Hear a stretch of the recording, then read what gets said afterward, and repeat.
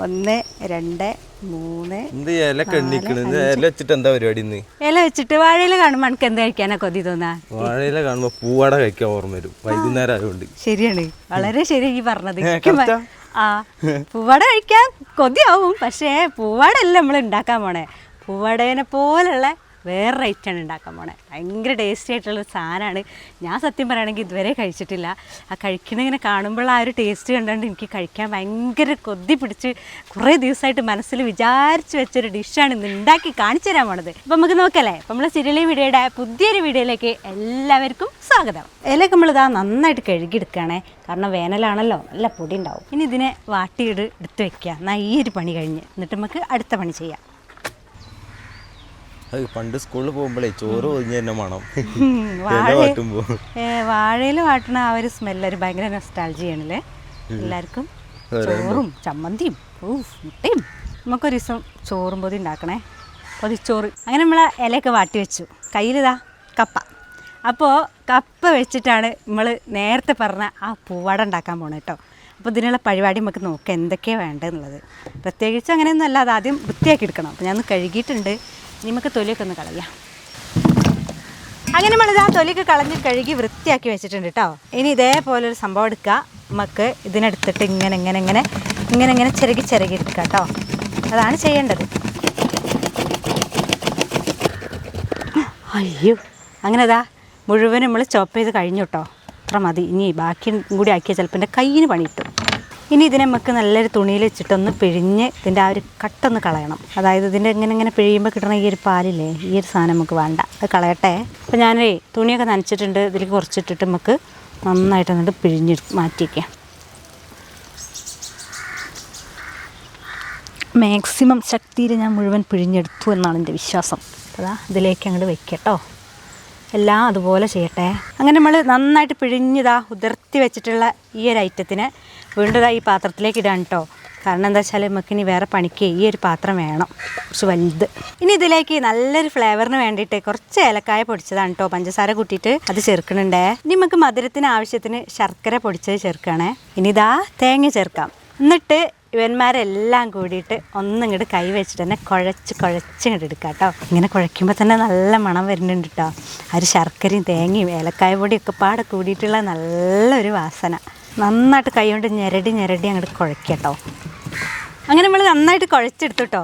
ഇനി നമ്മൾ ആദ്യം വാട്ടിച്ച വാഴയിലേൻ്റെ വരവുണ്ട്. ഇനി ഇതേപോലെ ഒരു ഇല അങ്ങോട്ട് എടുത്തതിന് ശേഷം നമ്മൾ കുഴച്ച് സെറ്റാക്കി വെച്ചിട്ടുള്ള ഈ ഒരു മാവില്ലേ, ഇതൊന്ന് കുറച്ച് ഇങ്ങനെ എടുത്തിട്ട് ഈ വാഴയിലേക്ക് നിരത്തി അങ്ങോട്ട് വെക്കുക. അങ്ങനെ എന്നിട്ട് നമുക്ക് വാഴയില അങ്ങോട്ട് പൊതിഞ്ഞു കൊടുക്കാം.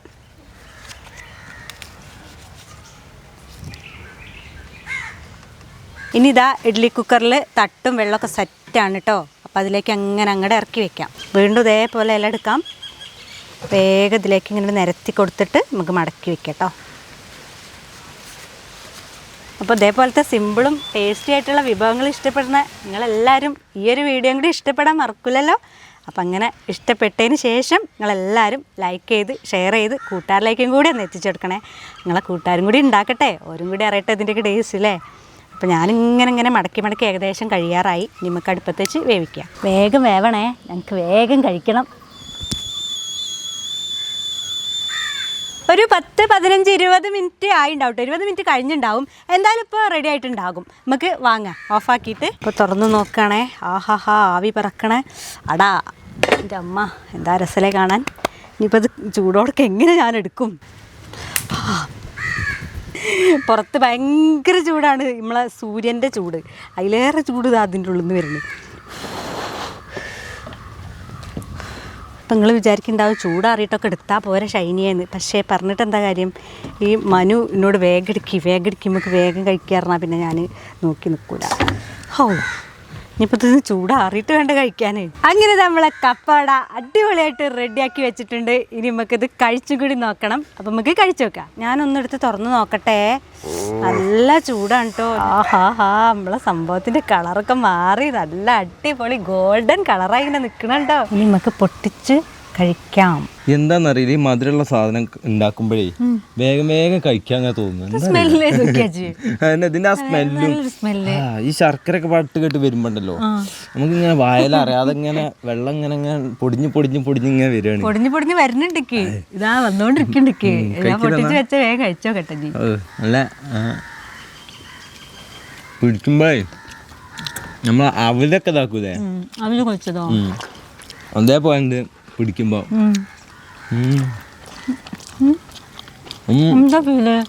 ഓവർ മധുരം അങ്ങനെ തിക്കായിട്ടുള്ള മധുരം അങ്ങനൊന്നുമില്ല, നോർമൽ മധുരം.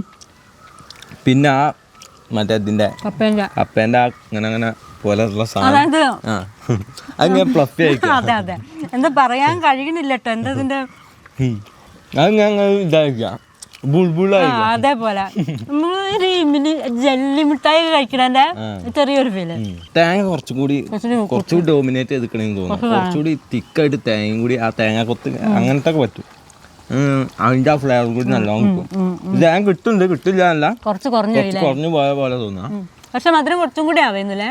ഞാൻ ശർക്കരപ്പൊടി ചേർത്തപ്പോൾ ഞാൻ വിചാരിച്ചാൽ ഉണ്ടാവുന്നത്.